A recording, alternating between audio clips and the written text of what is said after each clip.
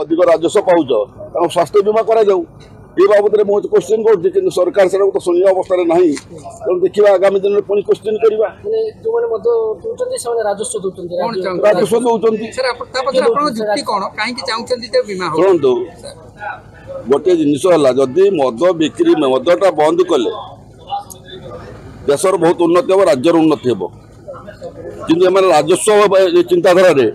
मद हूँ मैंने भाटी खोली दौरान ग्रामांचल गाँ गाँ पान दुकान मद पाइबे जो थे कि हूँ मैंने घर एत विशृंखला घटुची घर भांगी पड़ू छोट छोट स्कूल छुआ पिला भी मद पीक हूँ दुर्घटनाग्रस्त होती मृत्युवरण भी सम्मुखीन होती ये केत कारण नहीं मुझे मद मृत्यु मैंने बंद करने कही कि जदि मद तुम जब बिक्री कर राजस्व आसुचेतु जन लोक हूँ मरीगला आज्ञा तार हूँ मैंने कह मतलब ता स्त्री कौन बचब तेणु हूँ मद बीमा करा बाबद मुझे डिमांड करी मना कर मद बीमा करेंगे जदि करेंगे सरकार को आम हूँ गलार धरिकी कर पुनर्बार से बाबद चेष्टा चलैबा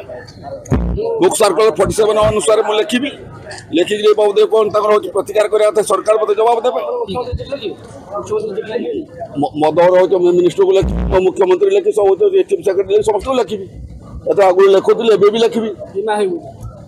हो ना मद बंद करा।